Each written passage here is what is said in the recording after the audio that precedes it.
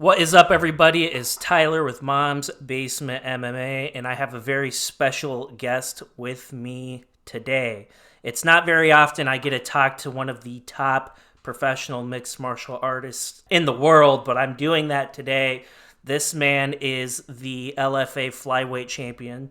He has a professional record of 10 victories, 2 defeats. He trains out of Tiger Muay Thai in Thailand. Reigning, defending LFA Flyweight Champion, Mr. Energy, Charles Johnson. Charles, how are you doing, man? Good, man. How you doing? Dude, I can cut an intro just like Bruce, can't I? I should say Mike. I should say Mike. I love Mike Kendall, but I was gonna say you got to get like my boy Mike, man. you know what? I'll start drawing on my hand. I'll get a hand tattoo like you guys, and I'll be all cool. I'm bald like Mike, but I don't got a hand Man, tattoo look, like Mike. man, look, me and Mike rode in the Jeep, the car on the way from the airport to the event center, and he was asking me about my walkout name, and I we just had a short conversation, and then I sent it to him one time.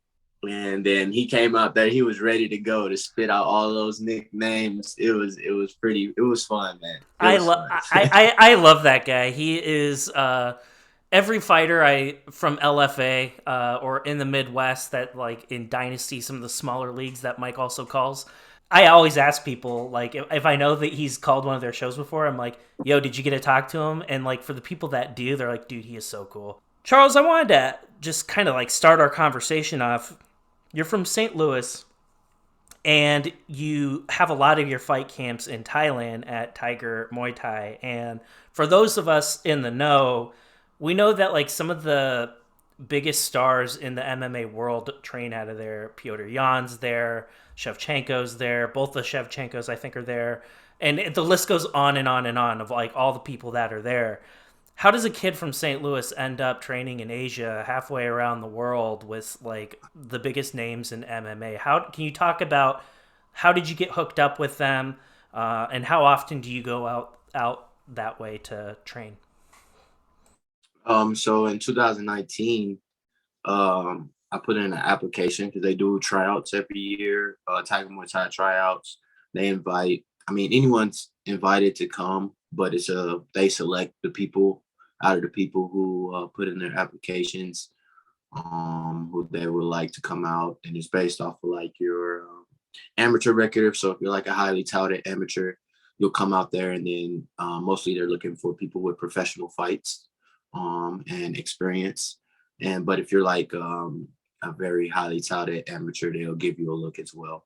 And so in 2019, I put the application in for the tryouts. You go on YouTube, they have tryouts from 2013 when Dan Hooker and Israel Adesanya was there, and Alex Volkanovski was there, and those boys. So it's been going on for about 8, 9 years now. Um, and the owner of Tiger VWAT, they've had different head coaches for the different tryouts. So the head coaches that was there that invited me and was George Hickman and Frank Hickman at the time. Um, and so I met them. I met him at an Invicta fight in Kansas City after doing the application. He was there to corner Loma Loop on me. She wasn't in the UFC just yet, and I was there for one of my teammates' fights. And so I spoke with him. I was like, "Hey, I put my application in." So then, fast forward a couple months. I mean, I've never been out of the country before at this time. I never, I've been out of St. Louis and traveled for track and field, and for college, I traveled doing D1 athletics for cross country and track. But I'd never been out of the country before, so I looked online, found a process for getting a passport, and went up to Walmart, print off my little photos, and end up getting a passport before I heard back whether they accepted me for the tryouts. Once they accepted me for the tryouts, and I had to just figure out. I had been working in construction and like building homes and carpentry job. I was a carpenter's apprentice at the time, and so I was like slaving in the sun, and Sure, yeah, you know, it's hard work. so I was able to save some money. But this was right around the time that I fought Brandon Royval on LFA. And so I was working as a carpenter apprentice all the way up until that Wednesday before I went to weigh-ins. I was strong as shit. But yeah, man, uh, I saved up my money. I got a passport. You know, the rest is history, really. I flew out there and I did the whole process. It was a week. I was there for 2 weeks. I got there a couple days. The tryouts last the duration of 1 week. And each day we do two different things. The first day is like a meet and greet. The second day, we we did like stand up in the morning, then like grappling in the afternoon, or we did a strength and conditioning, heavy hard workout in the morning, and then in the afternoon they had us do jujitsu, you know, to push us after we were already tired. So tryouts were amazing. That whole process was great. I met a lot of great fighters from all over the world, and was able to start some friendships and bonds with people like Khalil Roundtree, like Noma. I call her my Thai sister. You know, we don't really message often, but like that's my girl. Sure. I train with like Casey O'Neill's having a big insurgence in LFA. I mean in UFC right now. We trained often because I was a smaller guy in the gym, so we would bounce off each other in the gym, and I got to train with Top. He's like a big Muay Thai name out there. Outside of the guys who were already there from doing tryouts in previous years, the team that was there for the tryouts, it was a great experience. But yeah, man, I just saved up my money, and it was like nobody I knew at the time had done anything like that, Yeah. and it was kind of a big thing because the gym that I come from, St. Charles MMA, it's a small gym, but in the Midwest, but so got a lot of great guys that come out of there, and they're not big on like being here and being there and other gyms and training. So it's like if you choose to do that, then you're no longer a part of this gym, which was a gym that I was a part of for 7 years. That part sucked. It is what it is. You know, I'm not gonna like. I'm a young kid. I want to travel the world. I want to see the world, Sure. and I had been watching tryouts for years, and I already said, you know, when I get the opportunity, I'm gonna take it. If I ever get the opportunity to do that, I'm gonna do it because I want to see the world for one, and for two, like I like learning martial arts from their root, and I feel like the Muay Thai aspect of things was something that like I really wanted to learn. I didn't grow up doing martial arts. I like learning everything from the martial arts standpoint from their root. I like going to the source of people Sure. who actually live that life or do that a lot so I can learn the fundamentals correctly. Going to Tiger Muay Thai was and doing the tryouts, I didn't know if they would choose me, you know. I felt like there was a strong chance that I could get chosen, but because it was about 40 people that tried out. But these are all like top people Sure. around, you know, from all over. You got people from Sweden, people from Australia, people from New Zealand, people from Russians. You got like all over the country, all over the Sure. world. And so yeah, that experience was pretty it was pretty dope, man. The culture of the Thai people was amazing. And the it was I don't have any bad experience with it. I'm really thankful for it. Um I like envision like the beginning of like Mortal Kombat, like somebody's like paddling you out on a boat and you're in this tropical island and like you're fighting like sparring people like in the sand and stuff. Like that's just kind of what I picture in my mind. I know it didn't happen like that, but in my mind it did. And I bet that was just a really good experience for you, not only as a martial artist, but like just getting that experience and like just developing as a human being and getting out into the world and seeing what's out there. Like did you feel like it was like one of those like really fulfilling things? I'm not even talking about martial arts, just like for your soul and just like you as a human being, not a fighter. Like did it change you in any way, shape, or form? Yeah, of course. That was the biggest thing with me. Like, this is what I tell people and people that know me. When I fought Brandon Royval, I didn't fight.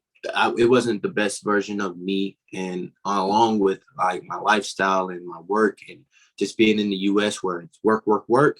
And then like fighting was a full-time job, but I was working two and three full-time jobs, coaching high school wrestling and like fighting and also doing carpentry. And so like I'm putting a toll on myself, and I put stack a lot of things on myself a lot of times to try to because I usually rise to those occasions. I rise to those things and I'm able to still perform. I was flat that night, and I paid for it. And so it taught me if I want to do fighting full time, I need to focus on fighting. So when I chose to go to Tiger, and then the experience outside of that, just as a human being, not only being able to just focus on fighting, but me, I had even as a professional, I was still coaching high school wrestling. I was getting a lot of myself. I wasn't really selfish. I've never really been a selfish person. I care a lot about people, and I like coaching. I like helping, and so like I'm not really I had to choose me and be selfish because I like if I'm gonna get to the UFC, if I'm gonna get to these things, then I need to be selfish for a while. And so my whole thing was, man, me choosing to go to Thailand, I'm gonna be selfish. And if people have a problem with that, then they don't understand what I'm trying to accomplish here. The people who love me will come around, right? They'll understand. And so going to Thailand, it just was like it was like Zen, man. Like it was a Zen out experience, like I've been reading this book and I pick apart books. I haven't really read a whole book since reading all the Harry Potter series, right? Sure. And so I get books so I can pick at them and I can open them and I like books like that and I can take something from and it sticks. But I was reading this book, it's called Hyper Focus. And like growing up, I had a problem with like ADD, and I think I still do, but I just know how to manage things better. Sure. It was a part in the book that was talking about like distractions, right? Mm-hmm. So in the US, I have so many more distractions as a human, just from base level, from everything, whether it's family, lifestyle, environment, and then you get social media culture of the US culture, right? When I get to Thailand, it's a totally different situation. It's just me, right? I get to just focus on training. It's good food. It's great weather always, even on the rainy days. And I'm alone, so I have to like tune in to myself and find some things that I'm not able to tune into when I'm here. And what the book was saying about distraction is it said we fall victim to distractions when our brain is slightly resisting a task that is more attractive to. So it's more attracted to something else. So we'll start getting distracted because whatever we're doing isn't as attractive as what something else is that Right. gets presented to us, right? That's so So true. in Thailand I don't have that, right? Right. I have a phone, like you got social media and stuff, but it's just different, like. So like I took that, I was like, man, you have to manage your attentional space wisely, right? So as you can tame your distractions. Mm-hmm. So taming your distraction is a big part about, focus on something. In Thailand, I can just focus. Being here in Michigan, I can just focus. It's different than being in St. Louis. Yeah. When I'm here, I just work and train. I got you, and I empathize with like a lot of the things that you're saying. Obviously I'm not an athlete or a fighter or nothing like that, but I'm sure you can appreciate like my end of the camera. It's when you go full throttle and you're trying to like have a show about MMA fighters that are some of like the top folks in the world that are up and coming, right? Like they may not be household names now, but they're going to be soon, and like carving out a unique space and all the work, all the sweat, all the nights staying up till 2 or 3 in the morning trying to figure out how to video edit all this stuff, man. Like I've had to make that sacrifice. I've had to put that stuff in, and in doing this and maintaining this platform and having amazing athletes on this program like you, I sit back and there I see all the other things that are floating outside of like this platform, right? There's like my regular job that I have to do because I got to pay my bills. But then there are other things like, does this help me grow this platform to where I want it to be? Like, does me sitting down watching this football game help me do that? And if the answer is no, it goes out. So I haven't. I have like I keep a very simple life, and I go to the gym. I spend time with my son and my wife. I do my job, and I do the show. That's about it. And I like it Yeah. that way. I like And it you that got way. what's big about that, you got to keep balance, right? So the balance of it can be about the show, but make sure you're doing the things that tend to you and your heart as well, which is your son or whatever you like to do Mm-hmm. outside of the show, not just work. Like it's just about finding time for yourself. So Yeah. when I think about my time in Thailand, outside of learning the root of Muay Thai and going in there and grinding every day, 2, 3 practices, I had a lot of time to myself to tend to myself, Mm-hmm. and grow, and just my confidence that I was lacking. Stay my fight with Brandon Royval. When I came back here, I hadn't fought in 2 years. You would never know my first fight back, because I brought all of that I had placed and started building.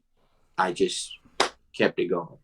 The Royval fight, like after that fight, like you went away for a while, like away Yeah. from mixed martial arts anyway. Like you didn't go away from combat sports. I know you were hitting up the boxing scene for a minute.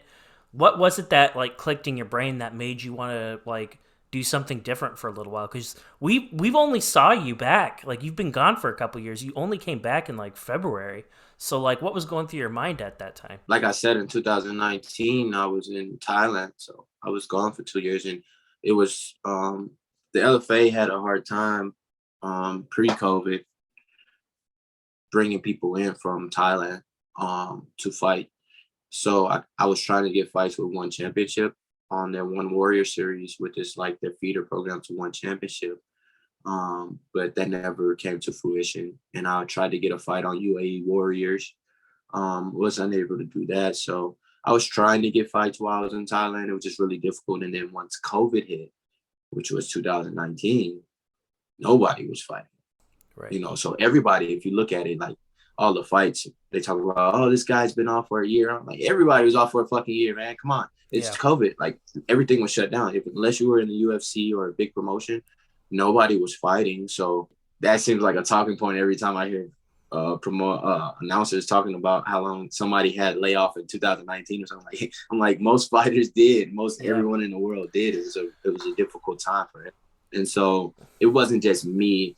It took 2 years, almost 2 years, because that's when I came back to the U.S. and it was just hard to get fights. And while I was in Thailand, to book a flight, come, boom, it was hard for the promotions to do that. So, but once I got here, I messaged, the promoters and the matchmakers and the owner at LFA. I was like, hey, I'm ready to roll. Give me a fight as soon as possible.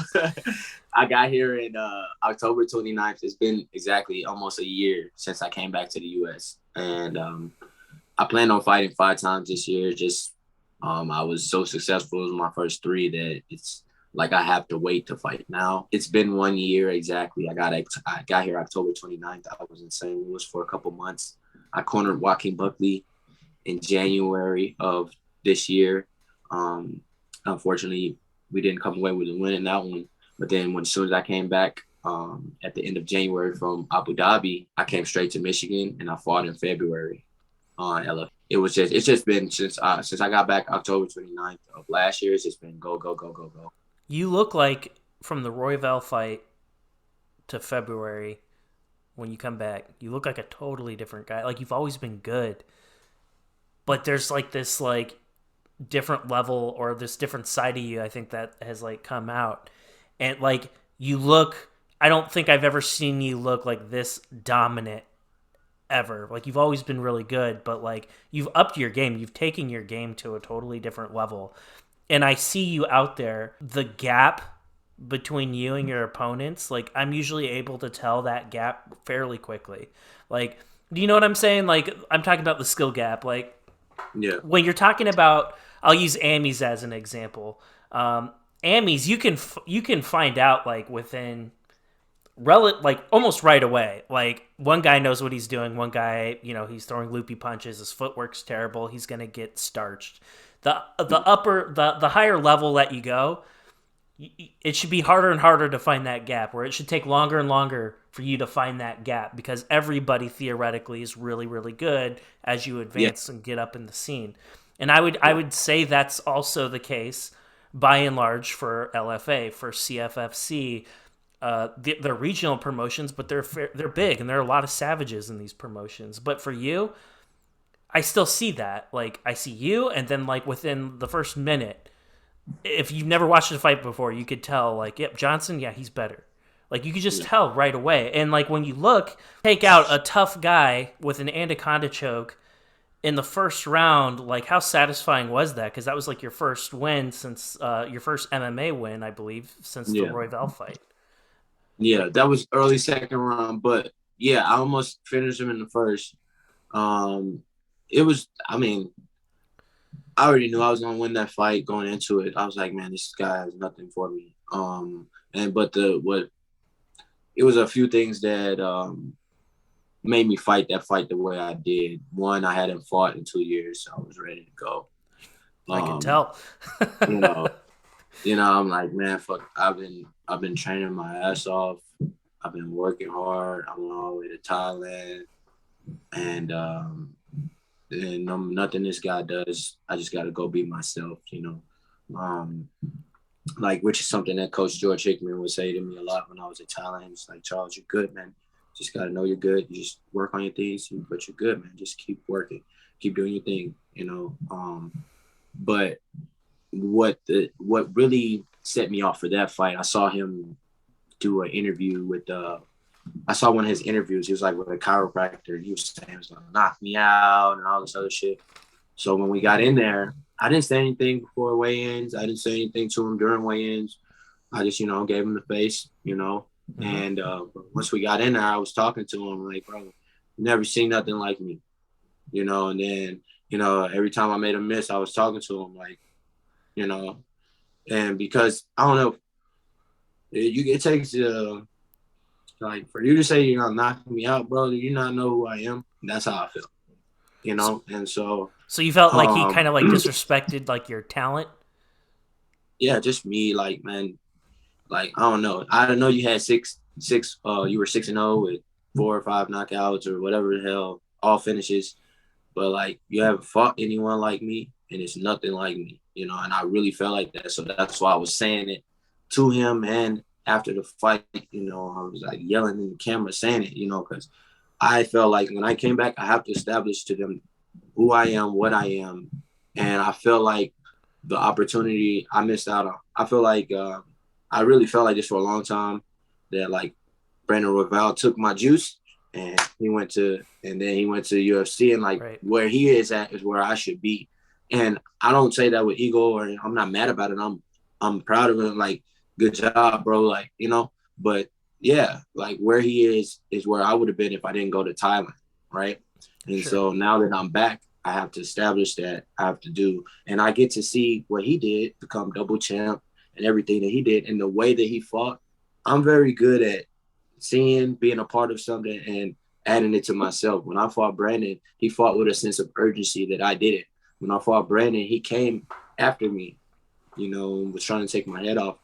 And he was a little afraid, but he fought well. Right. So I took that and I saw how he fought his other fights. I was like, I gotta go out here and I gotta make a statement, you Well, know? in that February fight, your opponent, he came out the gate trying to take your head off. Like, that guy was super aggressive. That was his game plan. He wanted an early knockout, and you frustrated him. Like, your footwork is incredible. But if there's like one thing, if I had to describe your fighting style to somebody who's never seen you fight before, I would say your speed. You're very fast. You're very elusive. You're really hard to hit, and you frustrate people because you're so hard to hit. Like, whether it be feints, whether it be blocks, it doesn't matter. Like, you're really tough to like get a hold of, and your footwork is fantastic. Like, nobody people have a difficult time trying to like cut the cage off and like ping you in the cage or ping you in a corner. That doesn't really happen with you. Like, you're just so damn Unless I, fast. I allow you and I want it to be there, like with the Yuma fight. Yeah. And let's talk about that fight. That's probably my favorite fight of yours. Not just because you won the belt, but Yuma's tough, man. Like that guy, I don't know how many times you threw oblique kicks at that guy. I don't know like how he doesn't have like a peg leg today, and how like you threw oblique kick after oblique kick after oblique kick right at this guy. And then what I really liked is you set up front kicks right behind that. So like when he would think you were gonna throw an oblique kick, like you'd kick him like in the sternum or in the belly or something like that. Like that was a close fight. I do think the right man won. It was a close fight, and he was really pissed off after that fight. I think you tried saying something to him. It seemed like you were trying to like shake his hand, like, "Hey, man, good job," or something like that. And he seemed like really mad from what I remember. Like, can you tell me, Charles, a little bit about like your game plan for Yuma? Like when you look back at that fight now, like are you happy with it? Like are there things that you would do differently if you had to fight Yuma again? Not that you probably will, but if that were to happen, like would you approach him differently or would you just do exactly what you did prior? My thought process when I fought Yuma, I looked at him like little brother, like because I had been out to Team Oyama before I went to Thailand and trained with Alex Perez in that whole gym. I really have a different type of love for that gym. And so even though I never trained with Yuma, I still like had followed their gym and knew who their fighters was. And my ex, she trained there for a whole year. So I was very aware of who they had there, what they had going, and I have a lot of respect for Coach Oyama. And so when I went into that fight, I was just like, there was no fear. There was nothing. I was just like, I'm going to enjoy myself, and he came to fucking fight, and which he's supposed to do. And it's a fight. I had to change my mindset during the fight. If you see the first 3 rounds, I try to like dap him up and give him a hug, after the round or whatever. But fourth and fifth round, my coach was like, all right, you got to fucking go. Like, all right, you got to go. You just like, and I had to change my mindset during the actual fight. And because I was just out there enjoying myself. I was talking to him in Japanese and, just in like talking to Coach Oyama, talking to him, talking to the announcers the first 2 rounds. And then, as the fight led on, he kicked me in the dick a couple of times. It only got called once. And then I poked me. And then after that, my coach was like, all right, man, you got to go because this could easily go another way. And I was like, all right, coach, start picking it up, start hitting them more, start putting my hands together a little more. But even still after that fight, I was disappointed that it took me so long to get going, but part of that was due to, him being active in the way that he fights. But mostly it was just because I didn't have a kill switch on that fight until fifth round. Was it because you think you may have respected him too much? Not so much him, but like Coach Oyama, and like I know they work hard. I know the grind. I know them.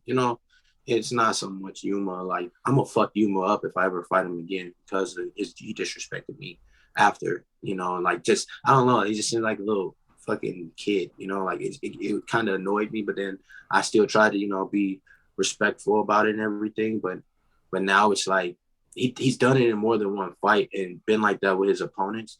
And so now for me, it's like, I'm going to be respectful, but when it's time to fight, I'm going to be disrespectful as fuck. Like, I'm going to beat you next time we fight. And I'm not going to, like, play. I'm going to use my whole skill set. This time I played. I just stood up with you, and you've been kickboxing your whole entire life, and you couldn't do anything to me. So this time I'm going to actually implement my whole skill set. I'm going to implement my wrestling, my jiu-jitsu, my throws, everything, and I'm going to beat your ass. That's how I feel now. But before I was just I'm a very nice guy, man. Like until you disrespect me or I feel disrespected, right. And everything is personal when it comes to your dreams and your goals and your ambitions, right? But when it comes to fighting for me, like my brothers and my siblings and my family ask me like, why you always trying to hug people and dap them up after the fights and be, I'm like, because I'm respectful. I know what it takes to do all of this. And at the end of the day, they're not going to beat my ass in there. They're not going to beat me up. We're going to fight. Right. And after the fight, I'm going to respect you, But during the fight, it's the fight. And I'm going to take it how it goes. But me as a person, that's just who I am. And just trying to, like, visualize it. And if I had to pretend I was you, like, the sacrifice of what it takes to do what you do. And I'm not talking about the bodily sacrifice. It's a totally different thing. I'm talking about everything that you're putting into the game before you're even allowed to compete. It's the training, it's the diet. In your case, it's going halfway across the world and like focusing in on a passion, but that comes at a price, right? Like you can't do everything all at once. Like you're missing out on family functions. Like your buddies want to go drinking. It's like I can't do that. I can't drink alcohol right now because I'm in camp. I'm trying to cut weight. Like it's little sacrifices like that add up over a long period of time. You've been a professional for a long time. You start adding all that stuff up, and it can get like, they always say, there's a saying like the path to the top's a lonely one, man. Like you're grinding, and then all of a sudden, like, just that pool of people that are in that same space as you are in your life, like it just shrinks and shrinks and shrinks. And like when you look at the Yuma fight, and I thought it was a fantastic one. You said that he acts like this with his opponents. Are you talking about like if he loses, he's just a poor sport? Is that basically what you're Even getting when at? he wins, when he caught Donnie Freelo with the armbar, the fight before mine, Donnie went to shake his hand and tell him, like, good job. And he's like, and he brushed him off and, walking around like, bro, like, you know what I'm saying? Like, I don't know. It just seems little young, man, a little naive to things and arrogant. I know he's like a 23, 24-year-old guy, but Yeah. at the same time, old enough to At know that age, better. but when I was 23 and 24, I didn't act like that. You know what I'm I, saying? I I mean, didn't either. I you didn't know, either. Like I know he's a young guy, but he's still old enough to know better. yeah, man. And Like, and even still, even after our fight, Coach Oyama was like, "Hey, man, you don't do that." Like when I was trying to shake his hand, and he was like acting the way he was acting and being the way he was, and I was trying to be respectful, and I heard Coach Oyama say to him, "Hey, man, that's not how we act," you know. And then I told Coach Oyama, thank you, appreciate it, and I told him sorry after the fight because, I felt like I don't even remember what happened. It was something that happened during the fight. Oh, when they took the point, but like watching it back, I feel like it was justified. But in that moment, I was like, it was a quick point for them to take. I'm sorry that you feel like, mm-hmm. I don't want them to win by a point being taken. But also, I felt like when I watched the fight back, man, like I heard him in the first round. He didn't do shit to me in the first round. He was just kind of active. You could get that round to either one. Second round goes to either one. I mean, almost every round I'm winning. Mm-hmm. And it's a back and forth, but I'm winning. I'm not as active as him sometimes, but I'm landing more, Yeah. so I don't know. Do you It think was, you're gonna do you think you're gonna but see Yuma again at some point, whether it be at the next level or this level, or do you not even care?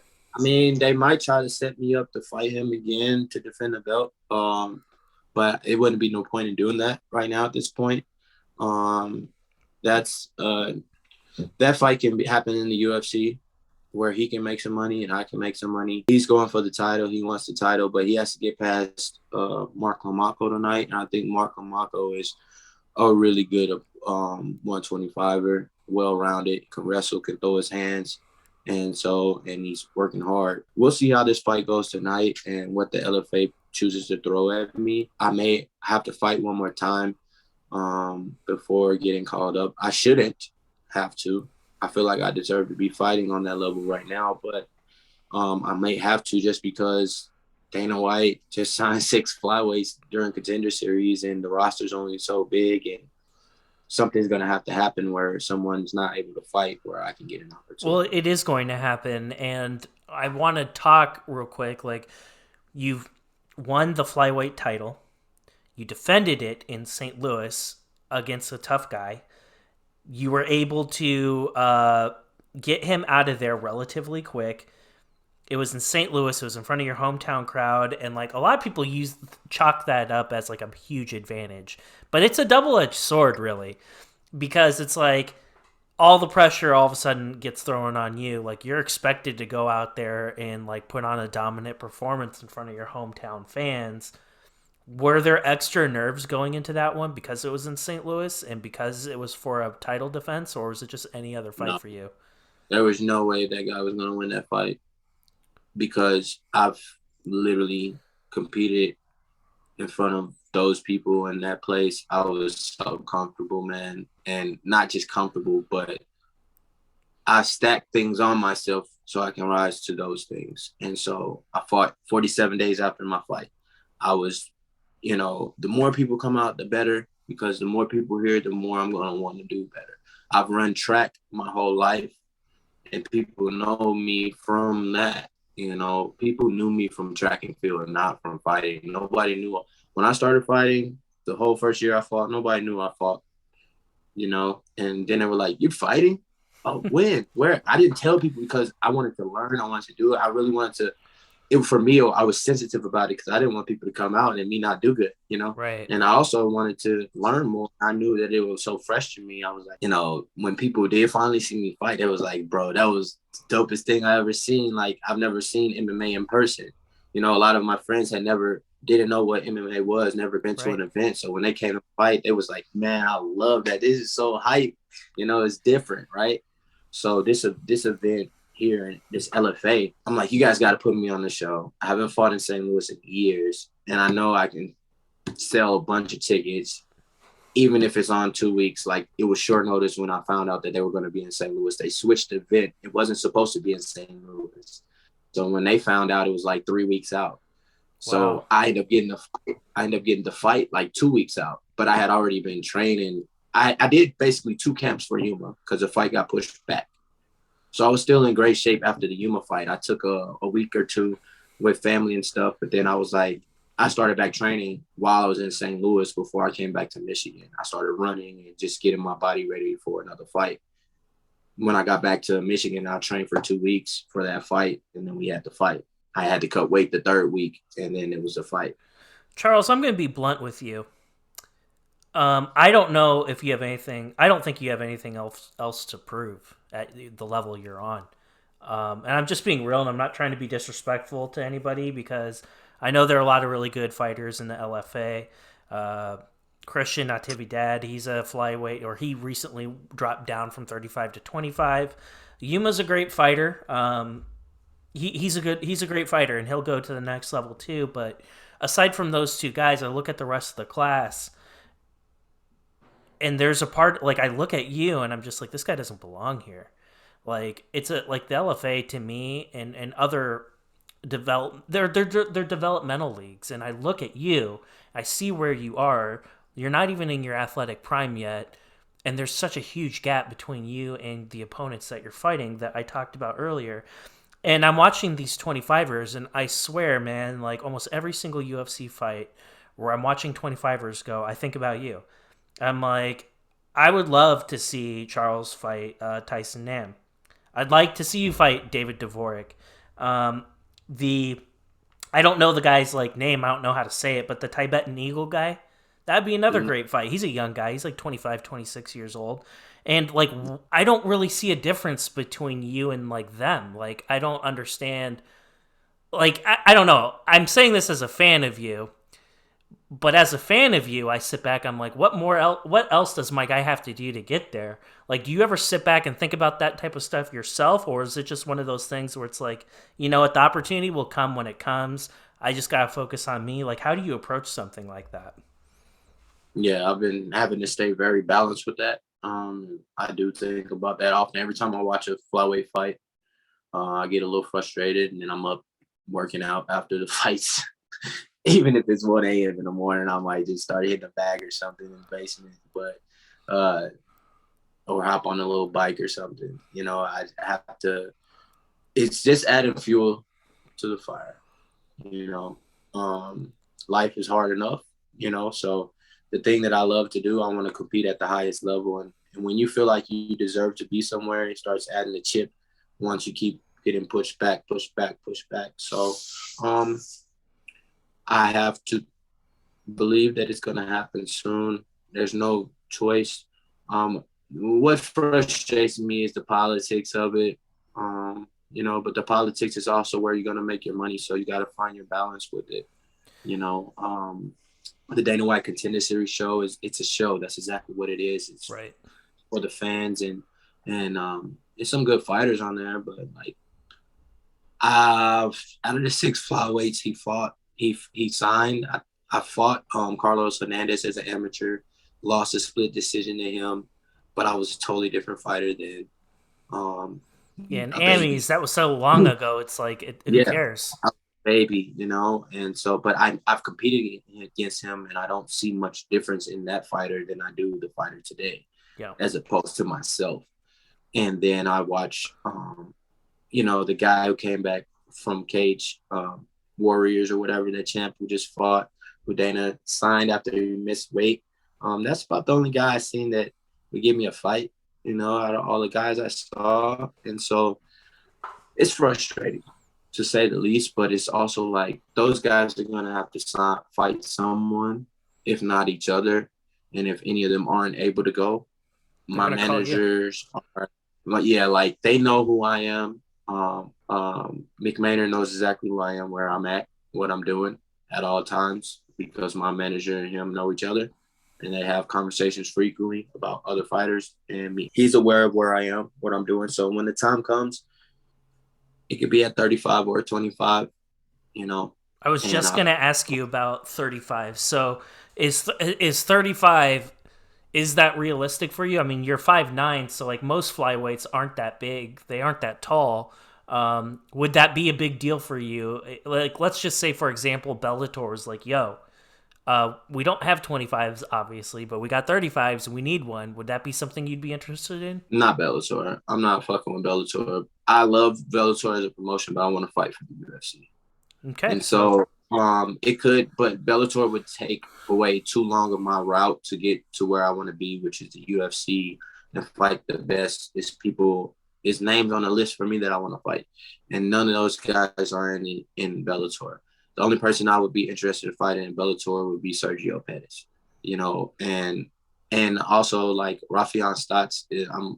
I'm boys. That's my boy. Like I want to see him go win the belt and do his mhm. thing, and I'm not a 35, and so it's like I'm not gonna go there. But to get into the UFC, I'll fight at 35 because I see matchups at 35 that favor me. All these people get tired and they have specific skill sets, and I just feel like I'm more well rounded. And the best thing about me as a fighter is I don't get tired, And so I see these guys, and I'm just like, man, if I'm able to handle the weight of a 35er, which I train with a lot, heavy Mondo Gutierrez and like wrestle based guys, strong guys, if I'm able to handle those people when I get in a fight, as long as I can handle the initial 5 minutes of blunt force trauma with those boys, as long as I can handle and manage those first 5 minutes, everybody's going to have a problem with me.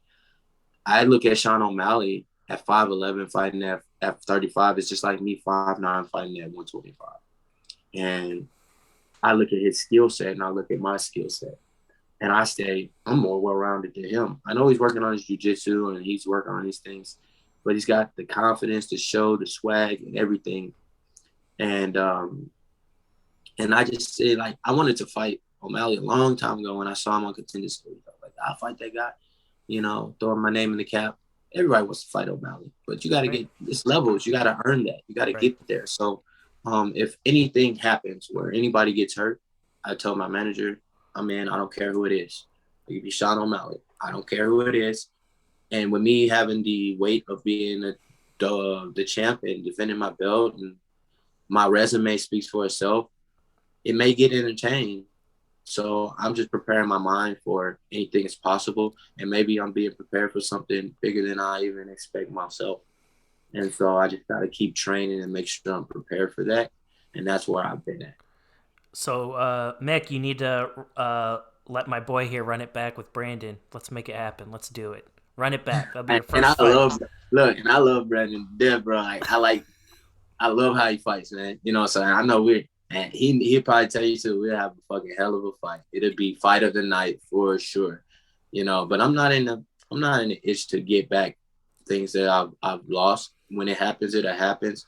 But like my main goal is to win a championship in the UFC. So whatever's gonna get me into the UFC, I'll take that. And then once I'm there, whatever's gonna get me to where I'm headed, which is 3 wins, 3 finishes, going out there being myself. you I look know. at the 25 class in the UFC though, and I think it's wide open. Like obviously, there's Moreno at the top. He's the king. He's the man. Not Yeah. taking anything away from him. He's the bomb. But then there's Yeah. everybody else, and there's like a big difference. I think even Figueiredo. I know he's good. He's not as good as Brandon, and like they're gonna fight again, and Brandon's gonna win again. Like that's my I opinion. just think it's a bad matchup for Figueredo. I think Figueredo beats most of the other guys in the weight class. Yeah, I agree. But when it comes to Moreno, Moreno is similar to me where he's well-rounded. But the difference between me and Moreno is I have length and better hands and better kicks. And like my coach tells me all the time, he's like, "You're gonna knock him out if you ever see him," because people don't like. I don't even. I'm just now learning how to sit down on my punches. Mm-hmm. And my coach here has been working on me sitting down on my punches to add, so I'm not moving as much. And I hit hard. I've boxed against top prospects at 140, at 135, my walk around weight. You know, I fought on Showtime. I fought on Friday Night Fights against top prospects that are like undefeated right now with 13 wins, bigger boys than me, and nobody knocked me down. Nobody knocked me out. I went all 4 rounds. I have 5 draws, you know, and like I have 4 losses, but a couple of those is just because I'm the B side. It's boxing, you know. Right. And if I was actually a boxer and being promoted and brought up by somebody, I believe my record right now as a boxer would be like 8-1 or 8-2. Mm-hmm. You know, I'm extremely excited. I'm proud of myself for everything, every situation I put myself in to grow, and I'm continually growing. My main thing is keeping people around me that are feeding me confidence and energy. Like if you don't have a team around you that's like pumping you up, they shouldn't be around you. Like it's people get afraid to praise their friends. They're afraid to like not even afraid. They just don't. Maybe the environment they grow up in, maybe the lifestyle they're living, they don't have people cheering for them. And when they do, people hate on it. But fuck them, you know. Yeah. But the people around you should be at all times praising you. Like, bro, you the man. Let's go. Let's get it. You know. Like you should have people like that always around you because when you're working towards something, that's the energy you're going to need to achieve that. If you're continually second guessing and you're not in the confidence and you're second guessing and you're thinking about other things and everybody's not in the same direction, headed towards the same goal, then you can find that's where we go back to distractions, right? That's where we go back to not being able to achieve something. Yeah, So, and I that's a good reminder, and that's why I try to have people like you on because I know how damn good you are, and it's like this guy, like more people need to know about this guy. Like I'm a huge fan, and if I can play a small role in getting you more fans, then I've done my job. That's the whole point of yeah. having a show like this. And um, Charles, before I let you go, I wanted to ask you two more things. Like number one would be I know you don't have anything lined up yet, but like, do you have a timetable in mind for when you want to be back out? I wanted to be fighting now. You know, I wanted, Mm-hmm. like I said, I want to fight 5 times this year. I've only fought 3, and I haven't fought since August 26th. So I know So you're ready. You want to go I'm back. ready to fight. I don't like large gaps in competition. I like staying active. I've always been this way. So Is it realistic that we could see you like early 2022? yeah, I'm hoping I fight before the year's out. But it may end up being that type of timeline. It just depends. My manager's gonna speak with the LFA and see what names they give us and if they make sense. And honestly, it's just being patient. Mm-hmm. Patient. Being ready. Absolutely. And Charles, I know it takes an army. I know that you have a lot of people in your corner. I know that you have sponsors and like the people at your gym and all that other stuff. So I wanted to give you an opportunity to plug or shout out anyone that you'd like to. Okay. Yeah. Big props to my gym, Murcielago MMA and Simmons Academy of Wrestling. Well, Nick Simmons and those boys allowing us a place to work hard every day. 3 Comma Creative is this is my social media brand. It's not mine. It's my who I'm partnering with, working with mentors, my mentors, um, and Golden Bite Performance. Dr. Quigless, he has some dope mouth guards that keep your jaw in line. All of my sponsors are on my page as well. You can find them. Um, and Sucker Punch, my management, for keeping me in line. So Awesome. Oh, Charles, man, thank you, champ, for being on the show. I really appreciate you.